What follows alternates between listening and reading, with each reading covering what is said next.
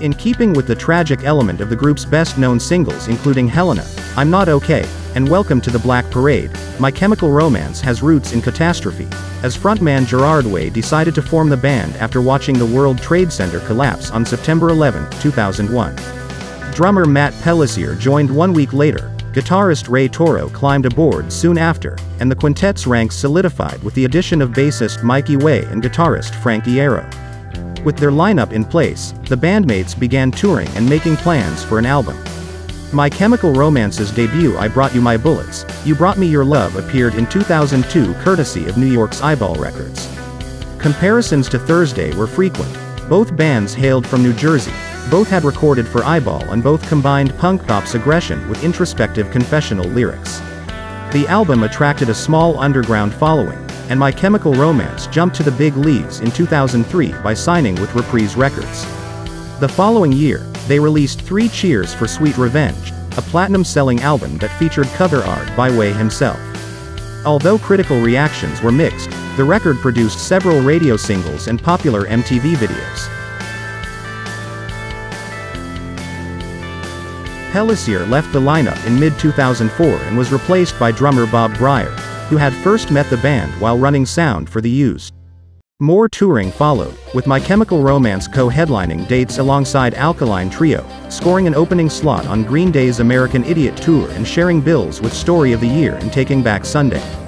As the band prepared to enter the studio for their third album, they issued a stopgap recording life on the Murder Scene, which offered a combination of rarities and live footage, effectively tiding fans over until My Chemical Romance issued the conceptual, highly ambitious effort The Black Parade in October.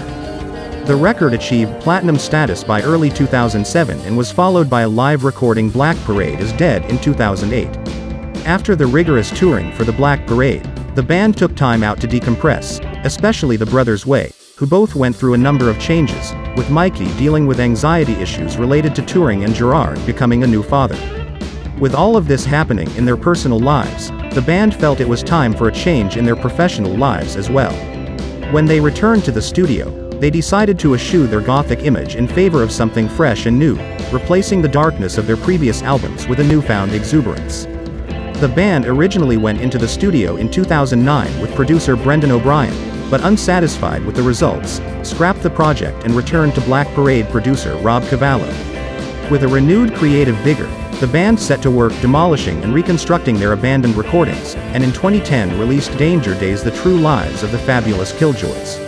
Another concept album, it had a manic day glow energy and more of a punk pop sound. The band's final release was a series of 5/7 singles entitled Conventional Weapons, released between October 2012 and February 2013, which collected the unreleased songs they had recorded during the sessions for Danger Days. Shortly thereafter, they announced they were disbanding on March 22, 2013. Almost exactly a year later, they announced the release of a posthumous best of compilation entitled May Death Never Stop You, the greatest hits 2001 to 2013, which Way described as their epitaph. It featured songs from all 4 of their studio albums, as well as 3 demos and their final finished studio track Fake Your Death. 2 years later, a time span that also saw the release of Hesitant Alien, Gerard Way's first solo album My Chemical Romance celebrated the 10th anniversary of The Black Parade with the deluxe reissue The Black Parade Are Living with Ghosts, which contained a second disc of demos and live tracks. In 2019 the group reunited for a series of live performances in Los Angeles, Australia, New Zealand and Japan. A full North American and European tour was planned for the following year, but was cut short by COVID-19. In May of 2022, the band released the explosive, stadium-sized single Foundations of Decay.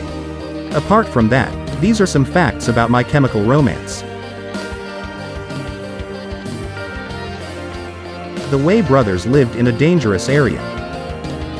When bassist Mikey and lead singer Gerard Way were growing up in New Jersey, they spent a lot of time hanging out together, because they were not allowed to leave the house often and for good reason.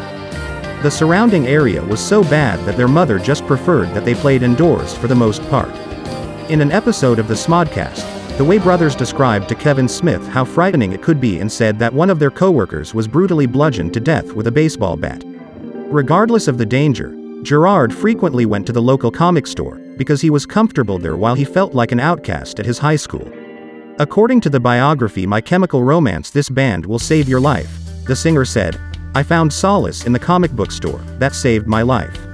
Since he was at the store so often, Gerard accepted an offer to work at the place, but that turned out to be a terrible mistake.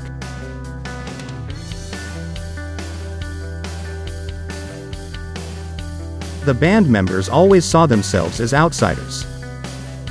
Gerard Way was not the only one among his bandmates that struggled to fit in, which is a major reason why they got together to form My Chemical Romance in the first place. In an interview with Metal Hammer, the frontman said, "We were originally united as a group because we ourselves were obvious outsiders. We were pretty much invisible and insignificant. When nobody pays any attention to you, you realize how mortal you are.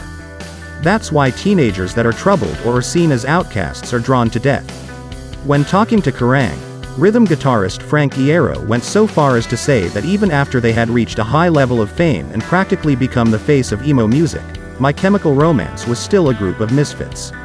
He says, "But I don't think we've ever been accepted, it's always been that way.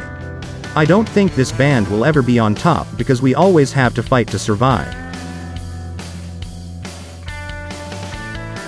The Way brothers have struggled with substance abuse.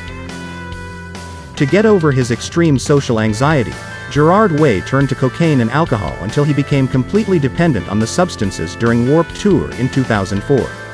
In an interview with Straight, the frontman described the dire situation he was putting himself in. "I've always had a problem with drinking and mixing alcohol with pills, and it started to get the best of me. So the same way I was functioning just to sing when we were doing the record, I functioned just to play the shows when we did Warped." When Gerard's addiction became so severe that it nearly killed him while touring in Japan later that year, the singer was ready to seek help, and his bandmates fully supported him. Years later, Mikey Way found himself headed down a similarly dark path, and also received help from loved ones to enter rehab. In a statement released to the public, the bassist said, "I had been self-medicating for more than half my life. When the band broke up, my using had intensified and I fell into total darkness. In the true form of an addict, I disconnected from everyone I knew and pushed away everyone I loved.